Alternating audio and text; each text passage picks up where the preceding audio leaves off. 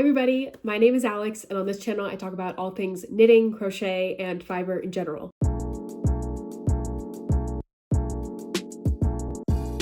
Thank you so much for being here. Welcome if you are new and welcome back if you're returning. I appreciate all of you for clicking on this video. This is going to be podcast episode 6. So I'll follow a pretty standard knitting podcast format, talk about my finished objects, then my works in progress, and end with acquisitions. Although I don't know if I have any acquisitions to share today. It's quite cold where I live right now.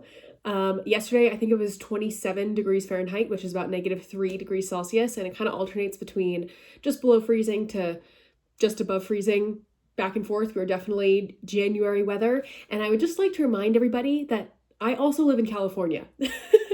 California is such a massive state with so many different climates. We have some of the tallest mountains in the country and some of the shallowest valleys in the country. We have a whole mountain range, the Sierra Nevada mountain range, which is where I live. And we have a whole coastal region, and we have a whole northern coast, and we have a whole southern coast that are vastly different coastal regions too.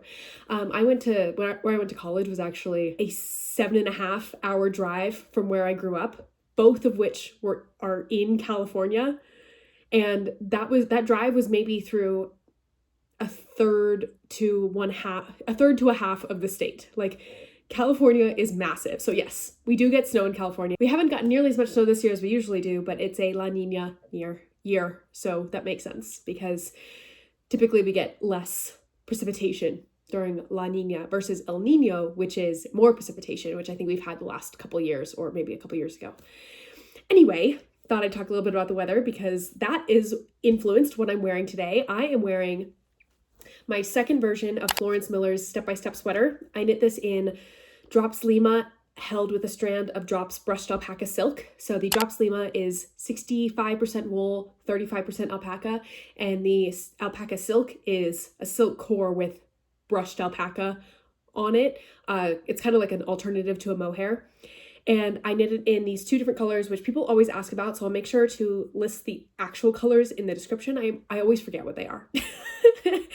and it's 4 different colors to remember. So I can't remember what they are. But yes, I love the sweater a lot. It is quite warm and the perfect sweater for today because it's cold outside. Another very exciting announcement. I got engaged, which is crazy to say. Max and I have been together for over 4 years. We've been together for quite a long time. And we always knew we were going to get married, but I didn't know when he was going to officially propose. And we're not in any rush to like actually have a wedding. But he said that he bought this ring a while ago and he couldn't hold on to it and not give it to me. And he's so sweet. He was like, I tell you everything. I can't not tell you about this. It was killing me to keep it inside. This is crazy. This is life right now. He did ask me to marry him. The ring is slightly big. No fault on him. He knew my ring size. Let me give you the specs. If you don't care about engagement or engagement rings, you can skip to the knitting part of this video. I always put timestamps in all of my videos so you can just like click around to see what you're interested in. But for those of you who care, this is what the ring looks like. I'll try to insert a better video of it, but it's a 2-carat emerald cut east-west, which means that it's facing sideways as opposed to vertical, the way that engagement rings are usually facing. And it's in a half bezel setting. So I'm just gonna insert the video. It's in a half bezel setting, which means there's not like prongs around it. It's secured fully on 2 sides and not on the other 2 sides. It just has brackets underneath on the 2 sides. But the thing that's really cool about this ring, well, all of it is really cool, but is that the setting, there's this little gap here, but underneath the stone. And I think that makes it accommodate a larger finger than like the size of the ring. So this is my size, but it's too big because of that hole. So we're going to get it resized and it'll be all fine. But I couldn't, this happened yesterday and I haven't gotten resized yet. And I just have to show you. So it's kind of like flopping around on my finger a little bit, but yes, very, very excited. He did so well with the ring. It's exactly what I wanted. We had quite lengthy conversations about what kind of engagement ring I wanted, and I was pretty involved at the beginning, but then it was overwhelming for me, and I wanted to make sure that he got the right thing, but I didn't want to actually know what he would pick because I wanted him to pick it. Like, I wanted it to be what he thought I would wear, and he took my specifications so perfectly. And this is literally the perfect ring. I think he got it from Frank Darling. They're a company that's online, but he said that they were amazing to work with. It is a lab-grown diamond, which is what I wanted. I did not want a mined diamond. No shade to any people who want natural diamonds. I was just totally fine with a lab-grown diamond. I personally, I'm an engineer. I think he's a physicist and mathematician. We both think science is really cool. We think that it's so awesome that you can grow a diamond in a lab and it is atomically exactly identical to a diamond that you mine from the earth. So it's like a really cool part of science that I love to get to wear every day. And it's also much more economical. I think it was probably half the price that a natural diamond would have been, but it has all the same specifications, and he was able to get a little bit larger stone. Oh, one other really cool thing about this ring is that it has a square band. So it's not a rounded band, it's not a round band, and it's not a rounded band. It is a perfectly square band.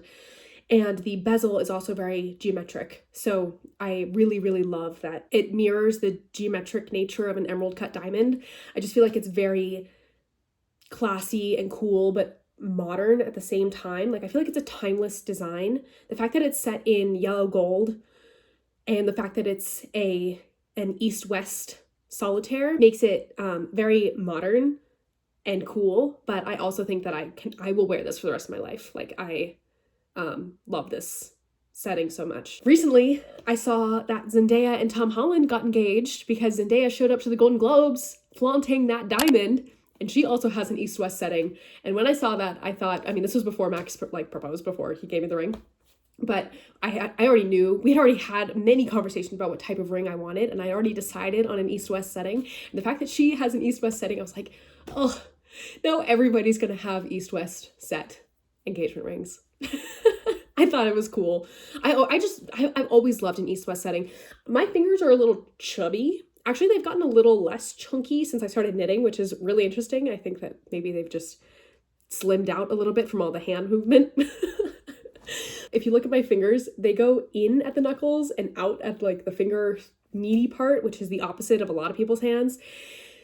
So I always felt like an east-west setting was just a little bit more flattering. It's kind of like putting a belt, like if you're wearing a straight dress and you belt the middle of it, it kind of like cinches in your waist and gives you shape. I feel like an east-west set stone on a chubbier finger does the same thing. These other rings that I'm wearing are rings that either Max or my mom got me. So for my 21st birthday, a couple years ago, my mom got me this ring, which is a gold band with these tiny little diamonds in it that go halfway around the ring. And I love it so much. I wear it all the time. And then she got me this ring. My parents got me this ring when I graduated from college. And it's a little east-west set emerald stone because green was the color of the college that I went, like my school colors. And it's also set in a gold band because I'm a gold girl. And then this ring is also gold. And it's a little Grecian key that Max bought for me when we were in Greece this summer. We just happened upon this little jewelry shop that the owner was from the same place that Max's grandparents were from in Greece. And it was just a nice, very, very special memento of our trip. Like the most special thing he could have got me on that trip. And I feel like I'm part Greek now because like we're getting married. That's crazy. Anyway, okay. And then the rings that I wear on this finger are actually silver because I've realized I'm definitely a gold girl. I'm a gold girl, but I also like silver. And that's a new development for me. I realized that, or I figured that out when I got this ring, which is just my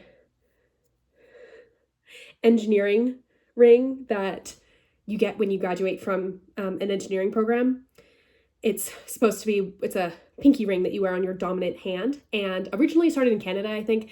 So, okay, let me tell you the story because, sorry, this is becoming story time. Of course, if you want to skip this, skip ahead to the knitting content, but for those of you who are still here, I appreciate you. There was a bridge that failed in Canada somewhere, and as a reminder of the ethical implication of being an engineer, like engineers design things for people to use in the world, and the designs that engineers create affect people and their daily lives very heavily, like they have a lot of impact on people's lives. And so they took the iron from that bridge and made it into rings that they then gave to the engineers as a symbol of the ethical implications of being an engineer. So now it's kind of customary when you graduate from an engineering program and you become like an official engineer because you have your engineering degree in at least North America. I know like Canada and the United States. I don't know if they do this in other parts of the world too, probably. If you know, let me know. But you get this is just sterling silver. It was like $12, I'm sure. You get a silver ring. It should be iron, but silver ring that you wear on your dominant pinky finger. And the idea is whenever you sign a document, like signing off saying, okay, this is all good to go, the engineer signing off, you're reminded of the ethical implications of that signature. And to just make sure we create things that are as safe as possible for humans. And I think it's a really cool symbol. And then this ring, I bought myself as a little, it wasn't even an occasion. I just really liked the ring. This is also silver. So hard to show you, that I got from a jewelry store near where I live. And my best friend actually has the exact same one in a much smaller size. Her hands are much smaller than mine. She's the one who I knit those mittens for when like a year ago when I started knitting. And we didn't even realize that I didn't realize that she already had this ring until after I bought this ring and we showed up and I was like, oh my God, we're wearing the same ring, which is just so funny. We have similar tastes in a lot of things. That's why we're best friends. But yeah, I wear mine like this with the crosses on the outside of her hand, and she wears hers like this with just the 3 bands. So it's like a little bit different, even though it's the same ring. It looks different because we wear it differently. Yeah. Okay. That's enough talk about rings. We can move on to the knitting content now. Thank you for humoring me by letting me tell you all those stories about my rings. Okay. So let's start with finished objects. The first finished object I have to show you is a self-drafted pattern, and I think this was just an acquisition in my last podcast. This is also my first finished object of 2025, which is a little funny because it's like not really anything. It's not a garment. It's not even, I mean, it's an accessory, but it's not like a complicated accessory. It is this boucle pillow. So I'm sitting in my childhood bedroom right now, which is no longer my childhood bedroom. My mom has officially converted it into a guest room, which is a crazy stage in life. And she really wanted an accent pillow to sit on the bed right here behind me. Sorry that I'm recording sitting on a bed. I don't really have any other options at the moment. Like, this is the best lighting, cool, calm place to film. So yeah, she really wanted an accent pillow. She bought this one, but in her mind's eye, her vision was a boucle pillow. As the saying goes, if I see something that's knit, or crocheted, I think, I could make that. So I told her I could make that. And then I did, which was really exciting. I bought the pillow. It's like the pillow insert is just from Amazon. It's a 20 by 10 inch pillow, like 20 inches by 10 inches, I believe. And I knit this in drops alpaca boucle in the color, I think it's called light beige, 2020. I used a little over 2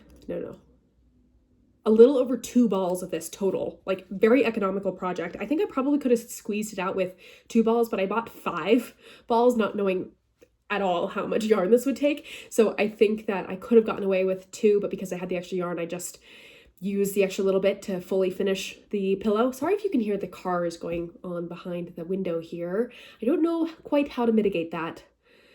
We'll see if when I'm editing this, I'm like, oh my goodness, Alex, you should have waited for them to pass or figured out your microphone situation. I'm still figuring out the microphone situation. I don't like the microphone that I bought, so I need to do some research and buy a new one. If you have any recommendations for podcast microphones, let me know. Okay. So yes, I used a little bit over 2 skeins of this, and I held the yarn double. So the drops alpaca boucle, I think it's listed as a worsted weight.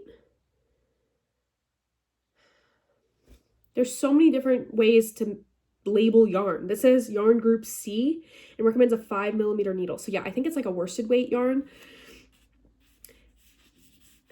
The strand is quite cool.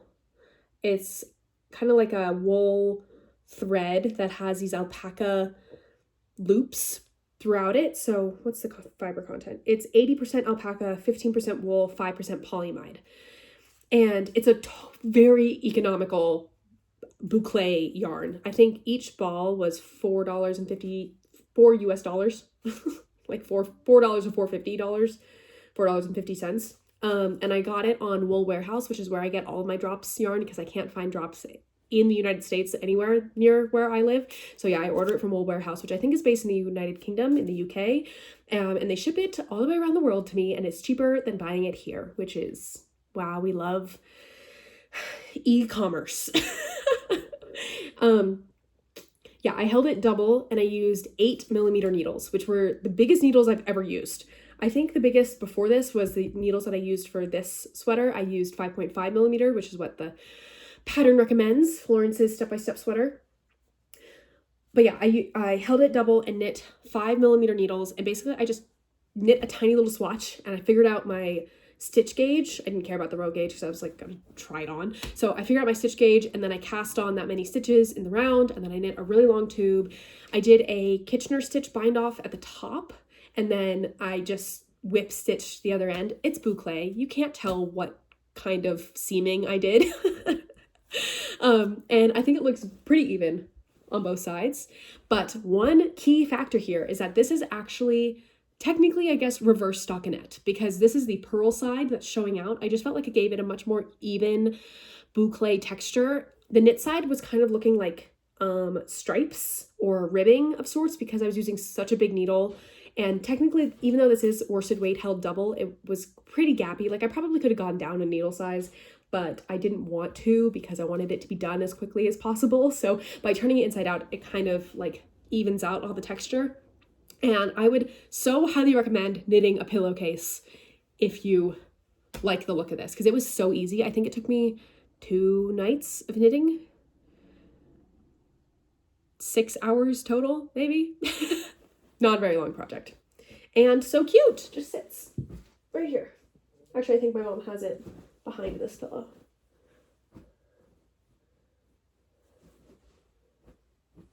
Like that.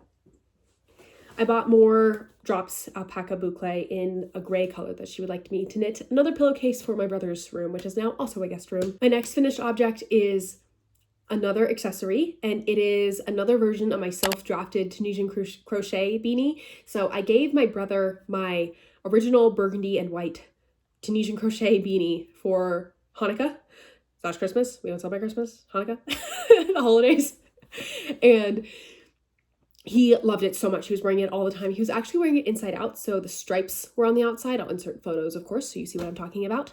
And he asked me for one in more neutral colors because the burgundy was a little bit too, I don't know, he didn't like it as much. He just wanted it in like a navy blue or a gray in the white. Each of these hats only take 2 skeins of Drops Merino Extrafine, and I had one more skein of Drops Merino Extrafine in the gray color that I knit Max's Oslo hat in.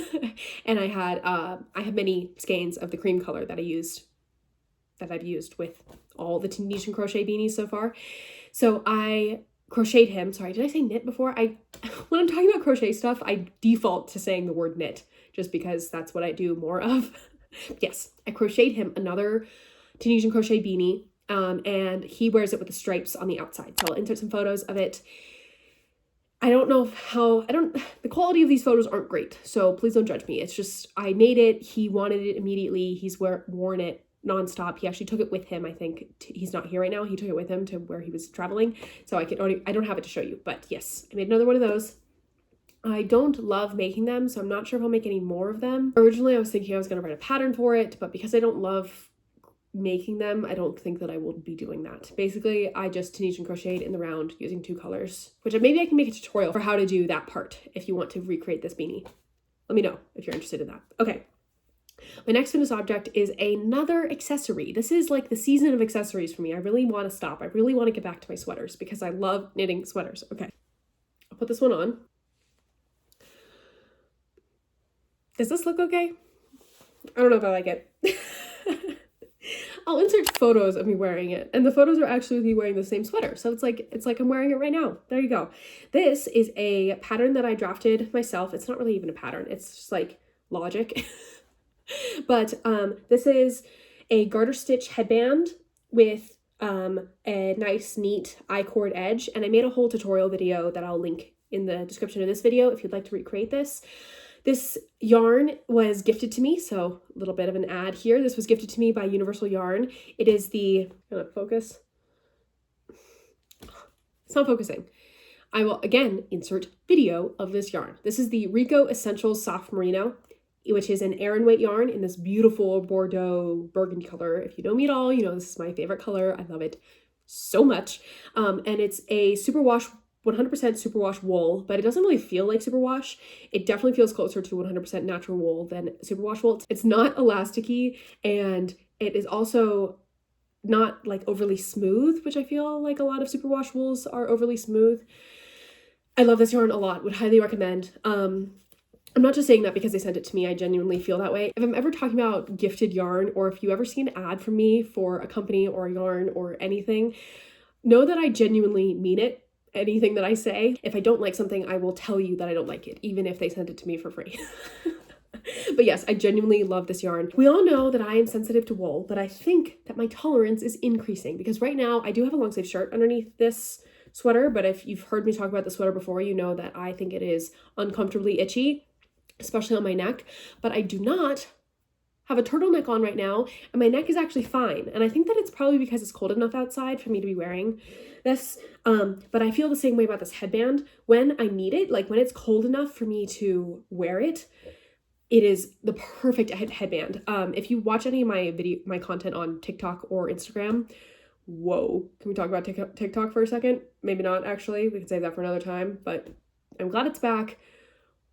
What the heck is going on in this country right now? So I wear my hair up in a bun very frequently, and I also live in a cold climate, as I discussed at the beginning of this podcast. I don't like having to take my hair down to put a beanie on when I go outside. So I thought a merino wool headband was a needed accessory in my wardrobe, and I would say I've used this so frequently. Just at night when I need to walk the dog, but it's like almost dark and 25 degrees outside. It's the perfect accessory. I love it a lot. And it's so easy to make because it's just garter stitch with an applied I-cord. It's so funny reading through comments on this tutorial video because so many people compared this to petite knits. Sorry, there's so many cars going by outside right now. I think the school down the street is on lunch.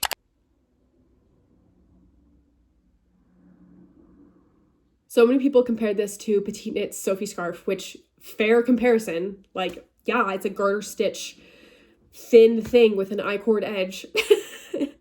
But the comments are just hilarious because people are accusing me of stealing the idea, and people are coming to my rescue and saying that, and reminding everybody that Petite Knit did not invent garter stitch, and Petite Knit did not invent I-cord, and this has been around much longer than the Sophie scarf, like this type of stitch combination.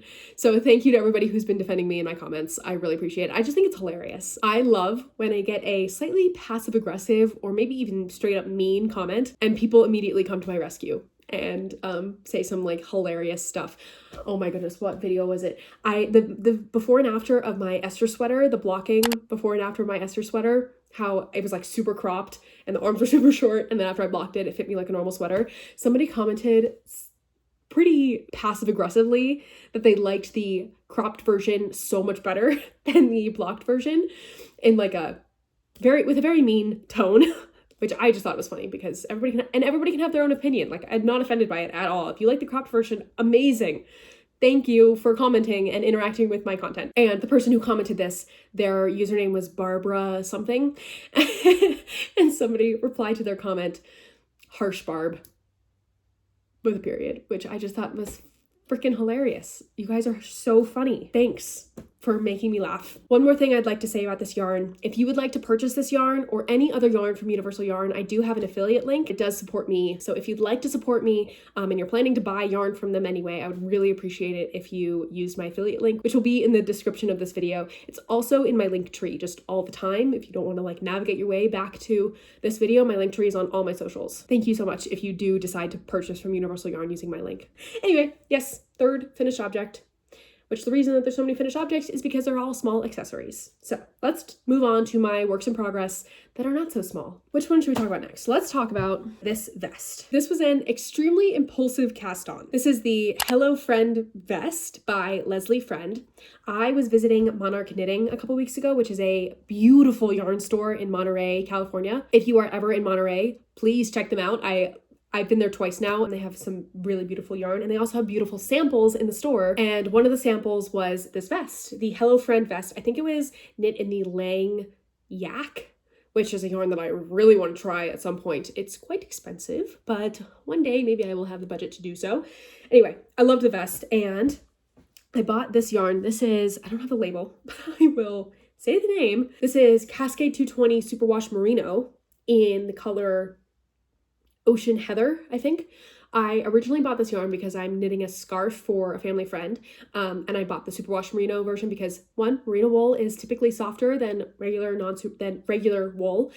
I wanted it to be 100% wool, but I also wanted it to be superwash because I want them to be able to care for it easily because it's a gift. Anyway, I bought this yarn because she wants a scarf and a beanie in the colors of the college that her daughter goes to, like a go team situation, which is perfect because that means I get to knit another Broad Street beanie. If you haven't heard me talk about the Broad Street beanie before, it is my own pattern that I recently released, and it's intended for sports fans, although you could also just knit the ribbed beanie as a classic ribbed beanie. And yeah, if you'd like to purchase the pattern, it's on my Ravelry, and I'll link it down in the description, I guess, since I'm talking about it. Anyway, I was going to knit it out of this color, but this is a little bit too teal, not quite navy blue. So I then had 4 balls of the Ocean Heather color while I bought the navy blue color. And I felt so like, oh my goodness, I went from having already too much yarn to now I have really too much yarn. I need to do something with this yarn. So I cast on the Hello Friend vest because also I thought that I only had 3 skeins of the Cascade 220 Superwash Merino, but it turns out I had 4. 4 is like not quite enough for me to get a full sweater out of it, although I could try. This is 2 skeins. Each skein has 200 meters, and it's a heavy DK, I'd say, like a little thicker than DK, but it says it's worsted on the label. It is not a worsted. It is not a weight 4 yarn. It's definitely DK. Or heavy DK, I guess. But this is, I've used just a little bit of the 3rd ball, and all I have left is to pick up for the collar and the arm holes, like the 2x2 ribbing that's on the collar and the arm holes. And I definitely won't use this whole ball. So like I have this and a whole other 200 meter ball, but I don't think that that's enough for a whole sweater. I think I would need to buy 1 more ball if I wanted to turn this into a sweater. And I think I would rather just leave it as a vest, and I'll probably knit a Broad Street beanie with the 4th ball of this. So yeah, just for myself. So far, the Cascade 220 Superwash Merino is the softest 100% wool yarn that I've felt on my very, very sensitive neck. And I would like to clarify, when I say soft, maybe I shouldn't even say the word soft. Soft does not equal non-itchy for me. For me, something can be extremely soft and simultaneously very itchy. So I judge yarn based on whether it's itchy. This is not necessarily a soft yarn. Like it has some toothiness, I guess. I think when I block it, it's gonna soften up a lot, but most importantly, it's not nearly as itchy as most of the wool that I've knit with before blocking on my neck. So I'm really excited about that because I have a ton of this. And it means I get to knit myself more sweaters in a wool that I can actually wear. So that's very exciting. Yeah, love the pattern, would highly recommend. It comes with a full video tutorial. Leslie takes you through step-by-step how to do the whole vest. So it's an amazing beginner vest pattern. I'd say if you're a beginner knitter and you want to knit a vest, this is a perfect one to start with. The pattern's not too expensive, but the fact that it comes with a full video tutorial is game changer. She shows you how to pick up stitches. She shows you how to do all the increases. I've already done this type of construction, so I knew how to do it. I didn't really need the video, but if you've never done this type of construction before, the video is awesome. It's the kind of thing where you make like the trapezoidal, this is the back, you make a very shallow trapezoid at the back, you knit the back panel, you pick up stitches on the back of the shoulders here, knit the left front panel on the right front panel, then you join it in the round, then you join it underneath the neck, then you knit the front panel, you join it in the round underneath the arms, you knit the body in the round. It's a nice 2x2 hem. And then you pick up stitches and knit the collar and the arm bands. Arm bands? Is that what we call it on a vest? The like ribbing on the armhole. I did 2x2 rib, like the pattern shows, because it was one of the major, it's what attracted me to the pattern the most, was the 2x2 rib. I've yet to knit anything with a 2x2 rib detail. And I actually did my little trick where I did a German short row turn at the beginning of the ribbing. So the outside of the ribbing is actually the inside of my ribbing. Like I knit it with the inside facing me, because I always find, I've said this before, but I always find that my ribbing, the ribbing on the opposite side to the fabric that's facing me is neater than on the side that's facing me. So I did that little trick, and I do think that my knits and purls are as tight as they could be without me like knitting using combination knitting or some other technique like that. I also figured out, well, didn't figure out, I watched an amazing YouTube video that was a little confusing, but I watched it so many times that it then became amazing about how to do a 2x2 rib sewn bind off. Like I said, I haven't knit anything with 2x2 rib, so I've never had to attempt a 2x2 rib sewn bind off, but I've heard from so many people that it's so tricky and that nobody can really figure it out and nobody likes how it looks when you attempt it. And sometimes it's stretchy and sometimes it's not stretchy, and people usually just default to a regular bind off. And this video, I'll link it in the description, and I might make a revised version, like my own, what I figured out watching this video and a couple other videos for 2x2 rib bind off. I think it looks really neat. I will say that I think the wrong side of my sewn bind off, so like because I did that short row turn and my ribbing was knit inside out, this is the inside of my ribbing. This is the outside of my ribbing. So when I was doing the sewn bind off, I was looking at the inside of the vest. Like I was looking at this side of the vest. Sorry, this is so hard to explain. This side of the sewn bind off, like the side that I was looking at, is not as neat as the other side. So I will forever, if I need to do a sewn 2x2 rib bind off, I will be doing my turn that ribbing around, knit it inside out situation so that the sewn bind off looks neater on the outside. So many insides and outsides. I hope you kept them straight. I'm sorry if I did a bad job explaining that. This is like almost a finished object. Hopefully I finish it by the next podcast, because there's no reason why I shouldn't. Well, there are a couple reasons. I have quite a lot of whips going at the moment and a lot of things I need to finish that are higher priority than this. So maybe we'll see if I finish this. My next whip is my front porch sweater, which I've talked about quite extensively in previous podcast episodes. So if you're interested in any of the details, I encourage you to go watch those. I haven't made much progress, so I'm just going to do a very brief update right here. I technically finished this sleeve, but I haven't bound off because I'm not sure if I want to take back the ribbing here, add another decrease, and then do the ribbing. I'm not sure how much yarn I'll have. I'm playing a little game of yarn chicken. I think I'm definitely fine with the merino, but I'm not okay with the mohair. I don't think. I'm using Knitting for Olive merino, the fingering weight merino, and their soft silk mohair. The merino is in the color Bordeaux, and the mohair is in the color Claret. It's making this beautiful burgundy color. This is my favorite color. I've said it so many times. Since we last talked, I finished this sleeve. Haven't bound it off yet. So these needles are just chilling there. And I've started the other sleeve. I'm right at the point where I need to start the decreases, but these arms have been giving me so much trouble that I just put it down. I couldn't deal with it. My brain needed to think about it on the back burner. I needed to consult some people about the width of these sleeves. Like I mentioned before, I think they're too wide, which is why I might add another decrease, but I think I might run out of yarn, so I need to knit this sleeve before I can do that. But I'm debating, should I even copy this sleeve to the other sleeve if I already know that I don't love the decreases on this sleeve? But if I do this sleeve differently, then I need to re-knit this sleeve. So I think what I've decided, well, no, I know what I've decided once I pick this up again, is I'm going to exactly mirror the decreases on this side, and depending how much yarn I have left, I might extend the sleeve a little bit so that the decreases can decrease a little bit more before the ribbing. And yes, this is the front porch sweater by Kevin Haggerty. I want to say it might be a finished object in the next podcast, but I also doubt it because it's giving me grief. Okay, my last work in progress is actually a test knit. This is my second test knit that I've ever done, and it is for the Cramond sweater, which is a pattern by Coco Amore Knitwear. I think the designer's name is Cheryl. Ooh, her last name starts with an M. I'll make sure to insert it on the screen. She's an incredible knitwear designer, and I feel really little intimidated that she let me test knit for her. I feel like a little bit of imposter syndrome, like I'm not supposed to be in this elite group of testers, but I've also, maybe they're not necessarily, I don't know. It's like everybody who's test knitting for her has quite a large following, has knit some beautiful pieces, are designers themselves.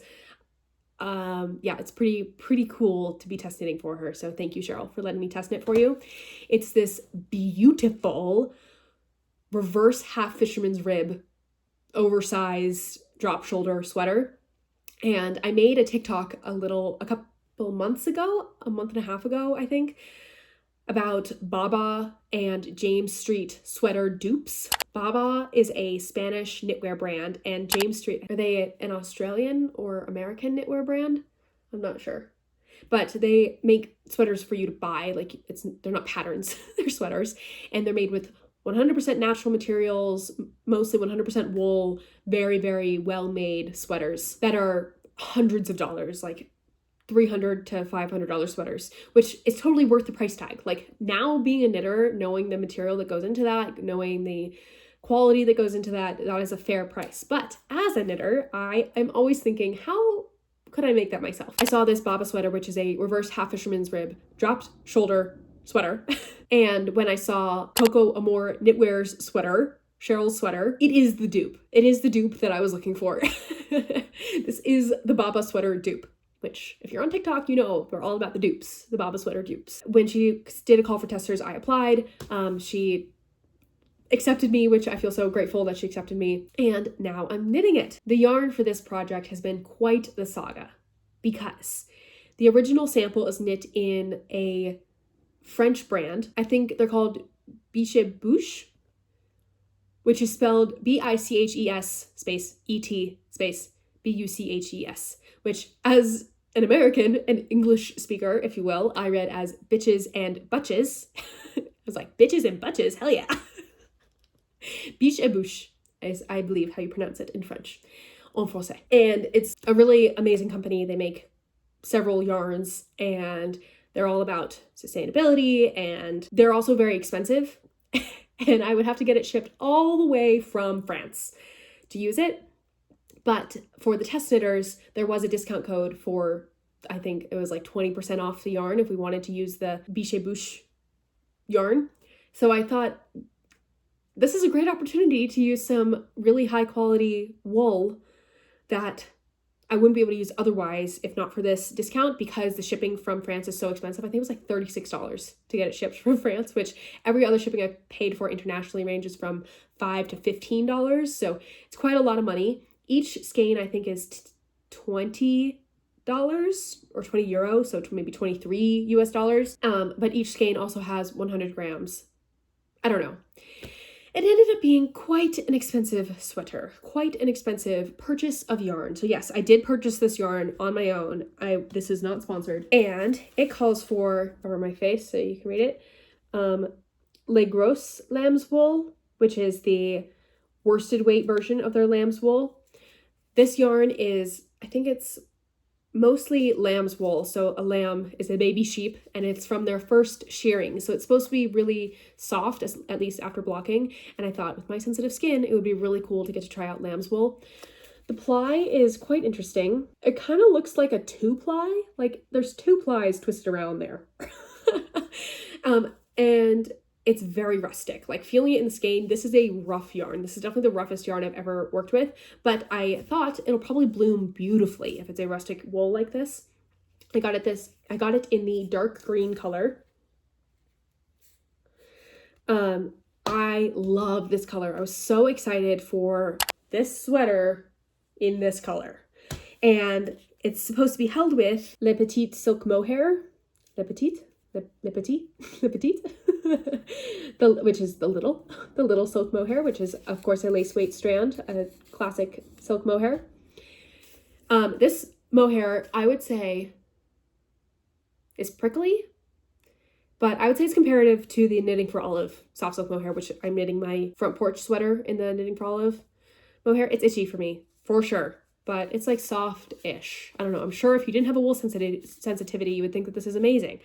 I do know that if you live in California, near Monterey, Monarch Knitting, which I mentioned previously in this episode, does sell biche bouche. I have to think about it so I don't say bitches and butches. I don't know if they sell the gross lamb's wool. I think they just sell the Le Petit lamb's wool, which is the fingering weight version. But yes, they do sell this in the United States, just not anywhere near me. Because like I mentioned, California is a huge state. And even though I also live in California, I am like 6 hours from Monterey. So yes, I was so excited to use this yarn. I swatched, like I mentioned, this is a reverse half fisherman's rib knit. So this is, I don't know which swatch to show you so you can actually see the texture. Half fisherman's rib is like half brioche. I think they're used interchangeably, where it's kind of like a brioche rib, but you only do half of it. So one side looks like brioche and the other side looks like bigger stitches, like the cramond sweater. So this sweater is intended for the chunkier part of the rib to be on the outside, which I think is so cool and is exactly how Baba has their sweater, with the reverse side of the fisherman's rib on the outside. So I swatched with the recommended needles. The recommended needles are 4.5 millimeter needles. And this is what the quote unquote correct side looks like. But this is what the side looks like that would be on the outside of the sweater. And I love how this looks. Love, love, love. But I did not meet gauge. This is one stitch too big, and also I think one row too big. Like I needed to size down to a 4 millimeter needle. Also, in knitting this swatch, I realized that this yarn is very difficult to knit with for me. It's hard on my hands. It's hard for me to get my needles around it. I did this swatch on metal needles. And then I've also heard that your gauge can change if you knit on metal versus wooden needles. So I thought, okay, let me try 4.5 wooden needles to see if my gauge, if I can decrease the size so I meet gauge, but don't have to decrease my needle size. So that's what I did here. And my stitch gauge didn't change, but my row gauge changed. So on the wooden needles, my row gauge matches, but my stitch gauge is still too wide. And I think the stitch gauge matters most.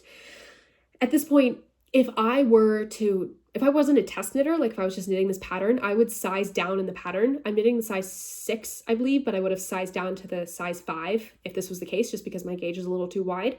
That would have been, I think, fine for my purposes, but because I'm test knitting it, I really wanted to be as thorough as possible. I really wanted to make sure I meet gauge, and I knit the size that I signed up to knit, and I knit exactly the pattern. Like, I want to test knit it in its entirety. So this was not going to cut it because I need to knit the size 6. So then I tried knitting without the mohair. That's what this is right here. Without the mohair, just the wool held on its own. And I did meet gauge on wooden needles. And I did meet gauge. This gauge has been met. This is the brioche side. This is the reverse side. Do you see how when you get rid of the mohair, you lose the stitch definition? This yarn is crazy. I think it's because it's a 2-ply. I've heard that more tightly plied yarn, like more plies that are more spun, are rounder yarns. That's what I'm trying to say. Rounder yarns have better stitch definition, so lend better to things like cables and ribbing and things like this. So it makes sense that a 2-ply-ish yarn, I don't know if it's a 2-ply yarn. It looks like a 2-ply yarn. It makes sense that this 2-ply doesn't have great stitch definition. I really didn't love how this fabric looked. Of course, these swatches are blocked. They did grow with blocking, which is why I don't meet gauge, but I'm planning to block this sweater. There's no way I'm not going to block this sweater. So my gauge is the post-blocked swatches. And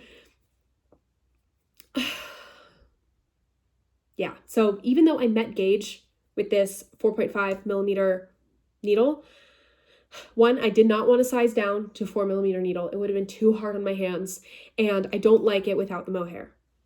And I can't go down in the pattern. So after spending quite a lot of money on all this yarn, I think it was like a little over $200 for all this yarn, because another thing is that, I have fluff in my eye. Half fisherman's rib or brioche takes up a lot of yarn. It consumes a lot of yarn. You need many more meters to knit a half fisherman's rib or a brioche sweater compared to a stockinette sweater.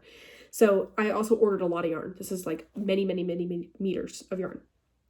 And I don't think I can use it for this sweater, which is really a bummer because I love this color and I imagined this sweater for myself in this green color. I went into my stash and thought about some yarns that I have in my stash because it's also a test knit. It doesn't have the longest time frame. I do need to get a move on with this.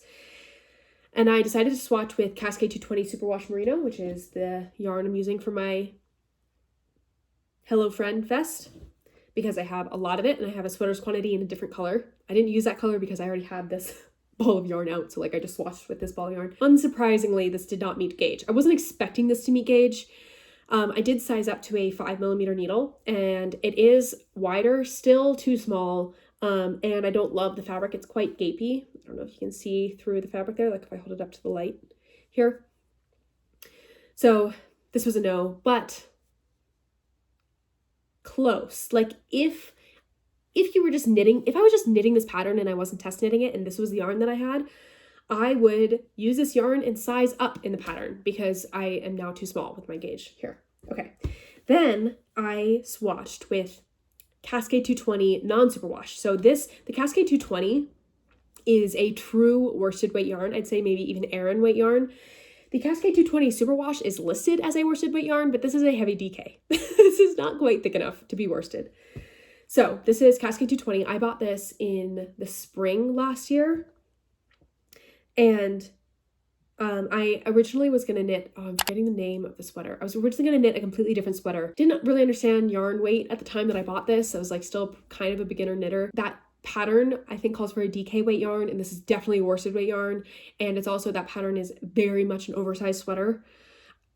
So if I knit it in a worsted weight yarn, it would get even bigger. I guess I could size down, but I think like even the small size is really, really, really oversized. Anyway, because it's such an oversized sweater, I bought so much Cascade 220 in this white color. Luckily, it is enough to knit the cramond sweater. So that's nice.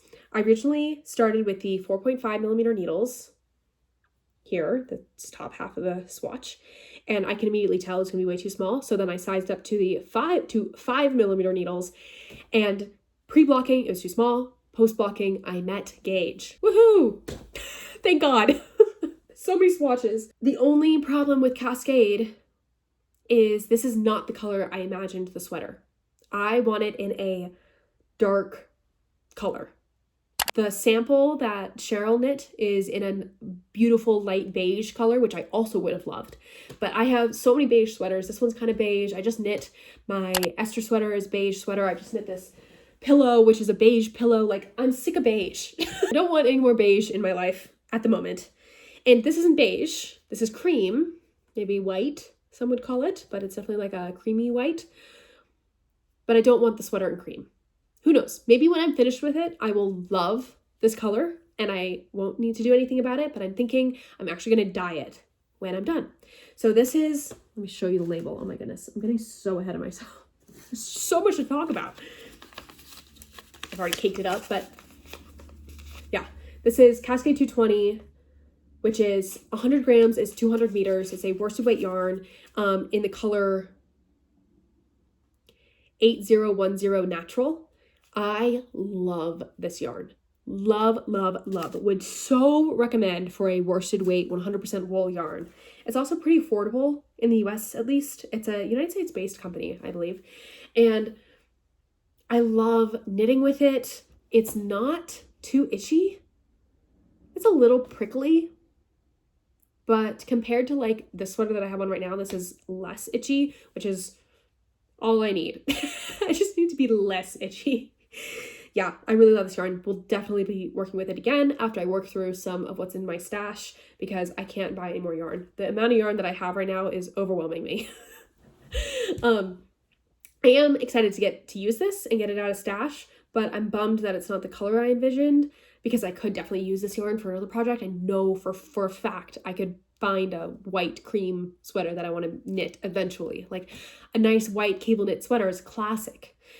So for me to knit this and then dye it seems a little strange when I'll probably buy this color again at some point in the future.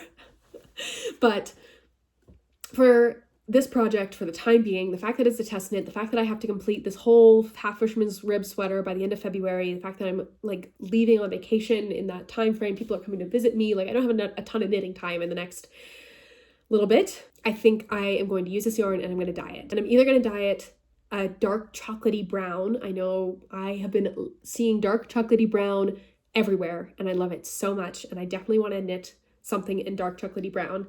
One perk of knitting with white and then dyeing it is that it's so easy to see the stitches when it's a nice light color like this. Like I'm having a grand old time knitting this, despite the fact that I don't want the finished garment to be this color. And then I'll just dye it into the color that I want at the end. Hopefully it works out. Hopefully it's just that easy. Anyway, so yeah, dark brown or a dark army green. But I don't know if I can get this dark saturated army green with like RIT dye.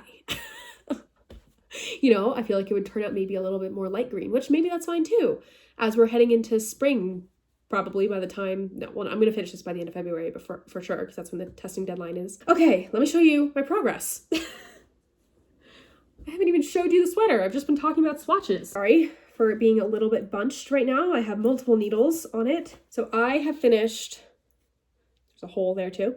I've finished the yoke. I've knit that much of the body, and then I ran out of yarn in the ball that I was using to knit the body. So then I thought it was a great opportunity to pick up the collar and knit the collar because I really want to be able to try this on as I go. The collar always cinches things in. So, and makes it lay a little bit more true to how it will actually lay. So I really want the collar on there for trying on purposes. This pattern is amazing so far. I am maybe like in the middle of the road testers in terms of like my progress on this. I think there's some people who are, there's quite a few people who are at the same step as me. There's some people who have started the sleeves. There's some people who have knit the body a little bit further. There's some people who haven't joined in the round yet. And everybody who's ahead of me has already caught the errors in the pattern and they've already been amended. So I'm having a great time. It's like I'm just knitting the pattern.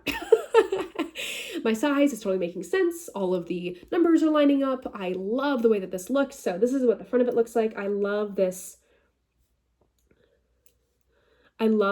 detail right here where around the collar it like kind of scoops in and comes down. And then the back, you leave 7 stitches on the outside of the increases. So you have this like nice dramatic shoulder moment. It is a drop shoulder. My swatch grew very dramatically with blocking, like it grew a lot. So this will definitely be way more oversized and slouchy. Right now, the shoulders sit right at the top of my shoulders, but they will, I know for sure, drop down based on, if I met gauge, that's what they should do based on my size that I chose. I think this is a weird realization. I have found a stitch that I prefer to work flat than in the round. I prefer working half fisherman's rib flat as opposed to working it in the round, which that's never happened before. I am such a strong proponent of working in the round. Even when there's lots of purling, I would prefer to work it in the round. But half fisherman's rib, to get to the chunkier side on the outside, when you're knitting it flat, you knit across one row and then you purl and knit one below, like you're knitting into the stitch below, alternating purl, knit one below for a row. And the knit one below is so intuitive. It's basically just like knit one, purl one, regular rib for me. It feels pretty similar. But now once I'm in the round, you knit one row and then you knit purl one below. And the purl one below, like coming in from the back purling, just takes a little bit more concentration and it interrupts my flow. So the ribbing rounds are not going nearly as fast as when they were flat. And I thought about potentially, like if I were to knit this in the future, maybe I could knit the front and the back panels separately and then seam them up the sides, because it is a more enjoyable process for me to knit this much fabric for me to do it flat, which I never thought I would be saying that. Like I would never thought I would be voluntarily wanting to seam, but that is the case for the sweater. But then I was thinking about the arms, and I guess you could knit the arms flat too and seam them together, but I can't imagine myself doing that ever. Arms are tubes. There's no reason to not knit them in the round. I guess I could if I knit this in the future. But yes, I am following the pattern exactly as a pattern. Whatever the pattern tells me to do, I'm doing, because it's a test knit. So I will be knitting it in the round for now. The collar, since I picked up the collar this morning, is full twisted rib. And I see what you all mean by you don't like twisted rib. I mean, we all love the look of twisted rib, but do I like knitting it? No. It's fine. It's not that much twisted rib. It's just the collar. I think it's like 20 something rows. It's not that much twisted rib. And the cuffs and the hem of the sweater don't have any ribbing. You just do the brioche, you just do the half fisherman's rib all the way until the end, and you bind off using an Italian bind off, but the collar is the only thing that has twisted rib. The other thing that's a little interesting is that the pattern calls for full twisted rib, like twisted knits and twisted purl stitches. And because I'm testing this and I've already decided I'm following it exactly to pattern, that's what I'm doing. I'm doing the full twisted rib, despite the fact that it's a folded down collar. So like it'll be folded. This is not a folded down collar, but it'll be folded in on itself like that. And I know that when you only see the right side of twisted rib, you only need to twist your knit stitches. You don't need to twist your purl stitches. So I could do that, but I don't think I'm going to. I'm just going to follow the pattern. But I'm saying if you knit this when the pattern comes out eventually, you don't need to do full twisted rib. You can do a half twisted rib and it'll look the same because it's a folded down collar. So like the side on the outside, even if you wear the sweater inside out, will still look like twisted rib. Another interesting thing with this pattern that I actually love is that the selvage stitch, like the extra stitch on the edges where you will pick up stitches for other parts of the construction, is knit in garter stitch. So you knit on both sides of the fabric and it creates a garter stitch edge. And I heard a podcaster I heard somebody with a podcast, I can't remember who it was or which podcast, they were talking about how this was the case in another pattern and they didn't like it because it made it tricky to figure out where to pick up stitches, and it made their pick up edge messy, like the stitches pulled away really easily. So I was really worried about that happening, and I was considering maybe even modifying and just doing a stockinette edge to pick up stitches normally like I do for every other stockinette sweater I've ever knit. But then I reminded myself, no, I'm test knitting this. I need to follow the pattern. So I did do the garter stitch edge, and I'm so glad that I did. I loved picking up stitches for this. It was so clear. It made such a nice finish. So for example, here's one edge where I picked up stitches. Here is the edge that would have been garter stitch, and this direction is the picked up stitches. There's no gaping. The dimensions line up perfectly, and on the inside you get this nice seam. So these are all the garter bumps on the inside. Sorry, it's getting blown out. It's kind of hard to see. Yeah, it's explained very well in the pattern and just was like intuitively made so much sense when I was doing it. I love when I knit new things and I learn new techniques. Everything I've knit so far, most things I've knit so far, unless it's a repeat knit, I've learned a new technique.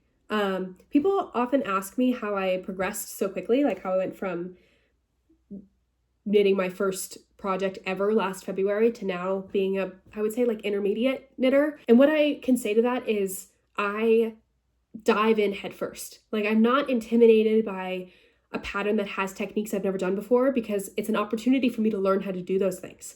Things like different constructions, not knitting in the round the whole time, knitting flat, or different stitches like cables or ribbing or brioche or half fisherman's rib or twisted rib, or textures, knit purl textures. And anytime that I encounter a step I don't know how to do, if I don't understand it immediately from the pattern, I go to YouTube. This section of the internet has so many resources, and there are so many tutorial videos for pretty much anything you could ever want to do in knitting or crochet or fiber arts. And anytime I encounter something I don't know how to do, I look it up on YouTube. And usually the first video doesn't make sense for me. It doesn't click.